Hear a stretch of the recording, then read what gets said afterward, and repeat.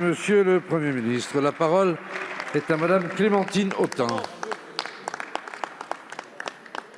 Sur le marché de Sevran, une femme s'est adressée à moi, le caddie plein de pommes de terre. C'était la fin du mois, elle a 4 enfants et des revenus de misère. À elle maintenant de faire preuve d'imagination pour cuisiner des pommes de terre midi et soir. Aujourd'hui, c'est 1 Français sur 10 qui a recours à l'aide alimentaire. Le prix du beurre a bondi de 30% l'an dernier. Les foyers dépensent en moyenne 60 € de plus par mois pour l'énergie. L'essence n'a jamais coûté aussi cher. Le renoncement à se soigner devient la norme pour nombre de nos concitoyens et les fonctionnaires ne sont pas épargnés par cette baisse de niveau de vie, eux qui subissent le gel du point d'indice depuis tant d'années. On nous fait regarder ailleurs, mais la crise du Covid a fait exploser les inégalités et la précarité.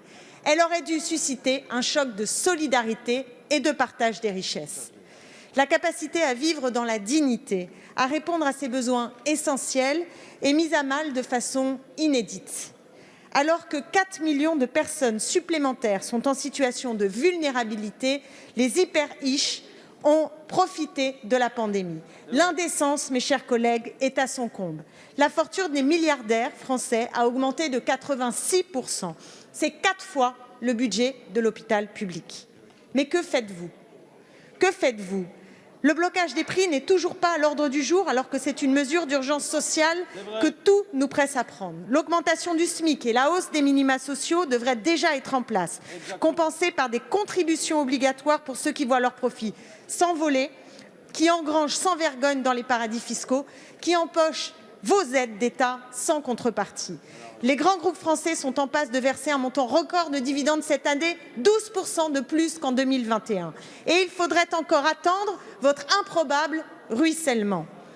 Je veux donc vous interpeller avec force, avec colère, avec gravité aussi, sur l'appauvrissement dramatique du grand nombre dans notre pays. Il faut agir vite et fort. La parole est à Monsieur Bruno Le Maire, ministre de l'Économie, des Finances et de la Relance. Monsieur le Président, Mesdames et Messieurs les députés, Madame la députée Autain, je pense que vous n'avez pas écouté attentivement ce que vient de dire le Premier ministre. Nous répondons à chaque augmentation de prix, à chaque difficulté des Français par des décisions qui les protègent contre l'augmentation des prix.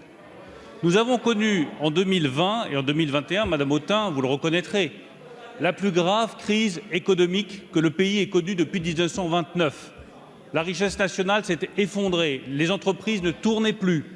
Et malgré cela, cette majorité, avec ce gouvernement, a protégé le pouvoir d'achat des Français et l'a protégé d'abord en préservant l'emploi, en faisant en sorte que le chômage n'explose pas grâce à l'activité partielle, en limitant le nombre de faillites grâce aux prêts garantis par l'État. Oui, nous avons fait preuve de la solidarité la plus totale pendant cette crise économique.